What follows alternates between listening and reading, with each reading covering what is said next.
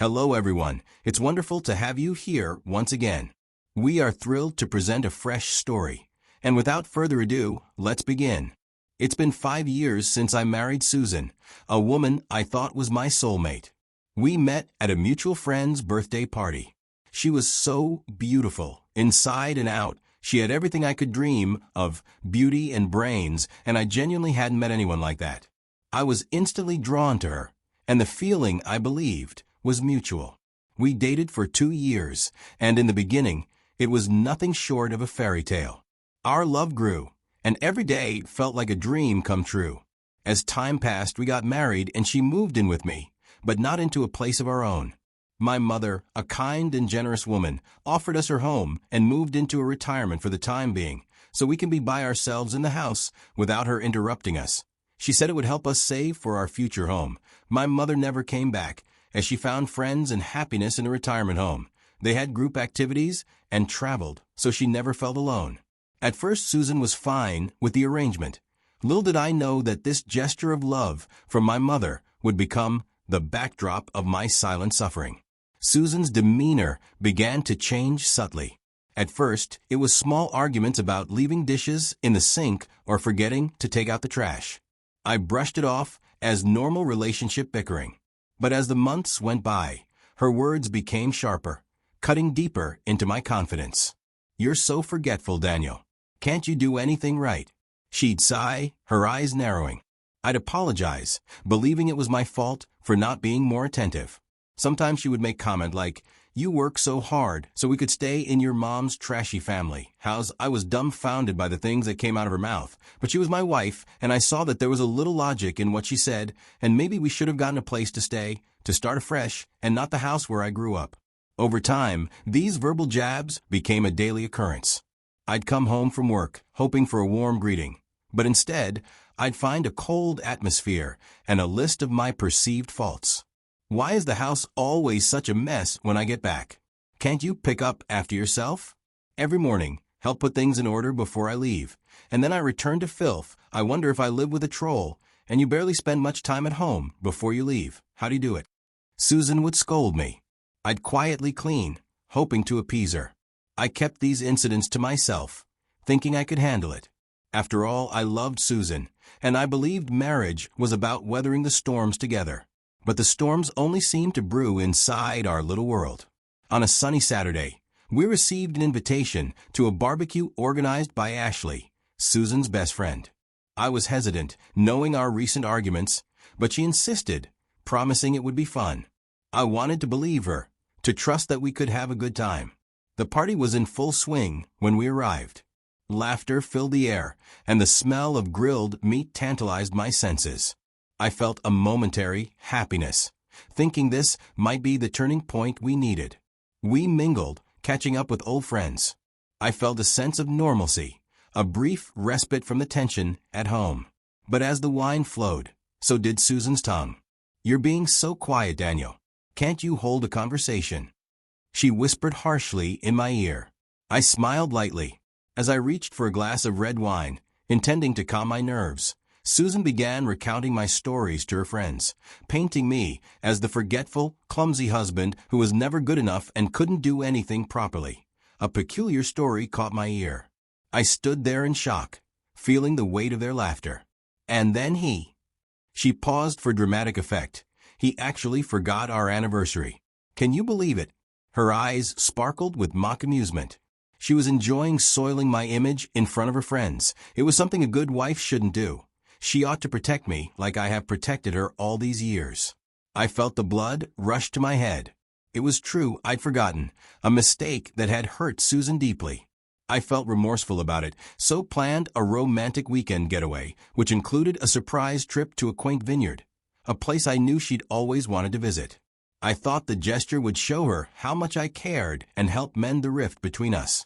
The words she uttered made me want to defend myself, but the words stuck in my throat. I tried to move closer to her, but stumbled slightly. This caused Susan to turn, and in that moment, the red wine in her hand splashed across her pristine white dress.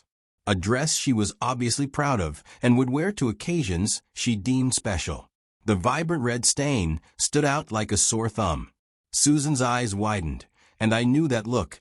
It was a mixture of disbelief and anger. Before I could utter a word of apology, Susan's hand moved swiftly, and the remaining wine in her glass flew through the air, drenching my face and shirt. The cold liquid stung my eyes, but it was the anger and disgust in Susan's voice that truly pierced my heart. "You never seem to get it right, do you, Daniel?" she shouted, her voice carrying a mixture of feelings I could not seem to comprehend. "This dress was expensive, and now it's ruined, just like my day. How are you this stupid and insensitive?" The laughter in the party died down. It got replaced by awkward silence, and I could pick out some people in the back whispering. All eyes were on us. I felt the heat of embarrassment and frustration. With my pride wounded and my face burning, I turned and walked toward the table, my movements precise and controlled. I placed my glass down. I couldn't bear to stay, not with the weight of the whole situation and the judgmental stares of her friends. I drove home, my hands shaking on the steering wheel. The anger and humiliation boiled within me. I thought of all the things she did to me when we were at home, the hurtful words I overlooked. Was I that blinded by love? Did she truly love me? Why was she acting this way? I parked the car at my usual spot by the side of the street because there wasn't enough space at the driveway for both of our cars. When I walked into the house, I knew I had to do something, anything, to assert myself. My phone rang, and it was a call from Ashley's husband, Bill. He was inquiring about my well-being, but a voice in the background caught my attention. There was an irritation in her voice as she said, "I can't believe Bill would call such a worthless human being. He's such a mommy's boy. He doesn't do anything for himself. I can't tell what made him attractive to me in the first place." As I heard this, my heart sank. I ended the call. I questioned myself and arrived at a decision I knew would hurt me, but it was the right thing to do. I gathered Susan's belongings, her clothes, shoes, and personal items, and placed them neatly outside the front door. It was a symbolic gesture, a way to say, "This ends here." As the sun set, I sat in the living room, my heart racing, waiting for her to return. I knew this would provoke a reaction, but I was done being the silent victim. The sound of a car pulling up in front of the house jolted me.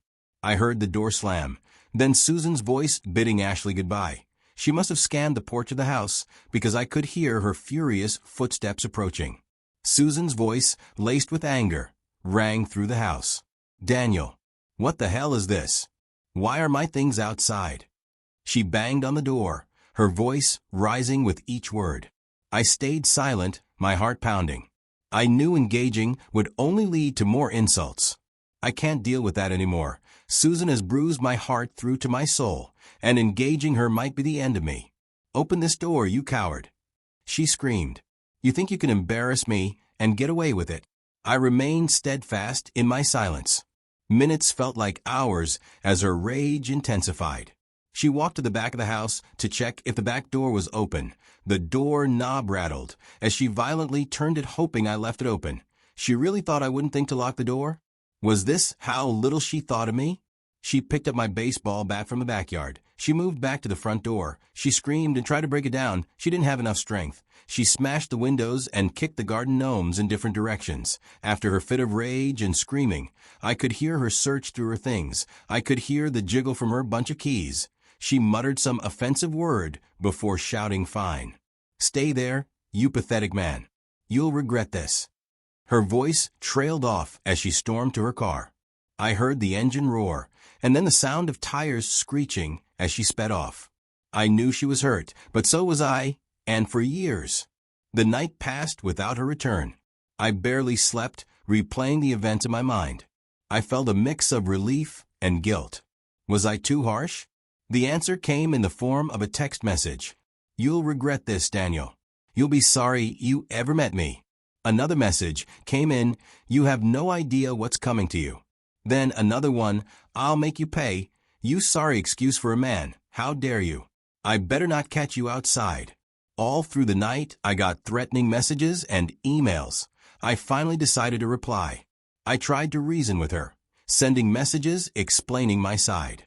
But it was to no avail. Every attempt at communication was met with anger and threats. Days turned into a week, and her absence became a strange solace. I realized I hadn't felt this peaceful in years. But my moment of clarity was short-lived. On a Monday morning, my car suddenly developed a fault. I knew it was in peak condition, so I was a bit disoriented, but I had to go to work, so I ran to the bus stop and got a ride. That afternoon, as I returned from work, I found my front yard in disarray. Flowers trampled, garden gnomes smashed. It was a scene of destruction, and I had a feeling about who was responsible. I called Susan, my voice trembling. "Why would you do this?" I secretly hoped it was someone else. I didn't want to believe it, but her attitude confirmed all. "You humiliated me, and now you'll pay." She hung up, leaving me stunned. I stood outside in disbelief. Who was this person? Because I'm sure it's not the woman I married. Has she always been this destructive? The following days were a blur of escalating tension and fear. My once peaceful life had transformed into a nightmare, and I found myself at the center of a twisted drama. Susan's anger had morphed into something darker, something that left me feeling vulnerable and on edge. Each morning brought a new wave of anxiety as I discovered a fresh onslaught of threatening messages on my phone. She added silent calls, devoid of any voice but heavy with implication, which left me feeling like I was being watched and judged. As if the situation couldn't get any worse, I stepped outside one morning to find my car vandalized, all 4 tires slashed, rendering it useless. It was then that I realized this was no longer a matter of reconciliation. It was a battle for my sanity and safety. Filing for divorce seemed like the only way out, a chance to start anew and leave the toxicity behind. I had hoped for a peaceful separation, a clean break, but Susan was determined to make it her personal vendetta. She fought me at every turn, contesting every proposal with a ferocity that left me exhausted. Her tactics were designed to wear me down, and she succeeded in making the process a living nightmare. The courtroom became the stage for our final act, where Susan's performance was nothing short of a masterclass in manipulation. She spun a web of lies, painting herself as the victim and me as the villain. To her, I was the man she would rather flee from and take refuge in the woods, even if it meant living with a bear.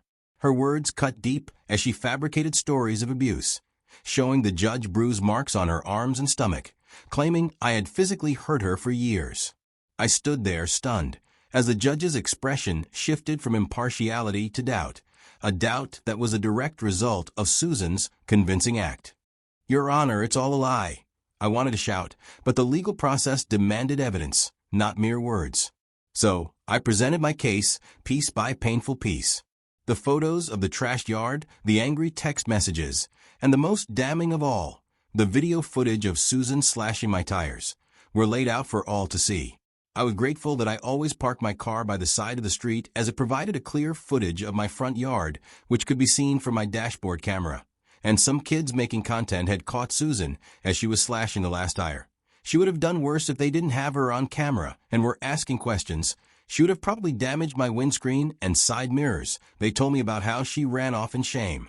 It was a humiliating experience, reliving those moments of betrayal and anger, but it was necessary to set the record straight. As the proceedings dragged on, I felt like a spectator to my own life, watching as the woman I once loved turned into a stranger capable of unimaginable cruelty. The question that lingered in my mind was no longer about the outcome of the divorce, but about the fragile nature of trust and the lengths some people go to destroy others' lives. In the end, the judge granted the divorce, seeing through Susan's charade. But the ordeal didn't end there. Susan refused to accept the decision, showing up at my house, screaming and causing a scene. I called the police, and they issued a warning. But she didn't stop. She made sure my life was unbearable. One night, I heard a commotion outside. I looked out to find Susan smashing my windscreen with a bat. She had already spray painted on the body, her face contorted with rage. I called the police again, and this time they arrested her. I sought legal counsel and, with the overwhelming evidence, obtained a restraining order against her. It was a necessary step to reclaim my peace. Sometimes I would catch her lurking in the shadows. I informed my friend who was part of the local police about her actions, and he promised to frequently patrol my block, and since he started, I haven't seen any sign of her being around, and I hope she finally learned her lessons just like I have. I reflected on my journey, I realize I ignored the red flags. The subtle put-downs, the constant criticism. These were signs I should have heeded. Marriage is a commitment, but it doesn't mean enduring abuse, verbal or otherwise. I share this story not for pity, but to shed light on the reality of toxic relationships. Here are the lessons I've learned. Recognize red flags and pay attention to the signs. Verbal abuse often starts small but escalates. Don't ignore the insults because they are not a normal part of love. Know your worth and understand that you deserve respect and kindness. No one should make you feel worthless. Take action if you're in a similar situation. Seek help. Talk to friends, family, or professionals. Legal action might be necessary for your well-being. If you're watching this, I want to ask, what would you have done in my shoes? How would you handle a partner who publicly humiliates you? Have you or anyone you know experienced something similar? Share your stories, for they might help someone find the courage to break free. In the end, I learned that love should not hurt, and sometimes the hardest decisions are the right ones.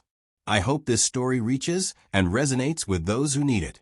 Remember, it's never too late to take control of your life and seek the happiness you deserve. Feel free to share your thoughts and experiences in the comments below.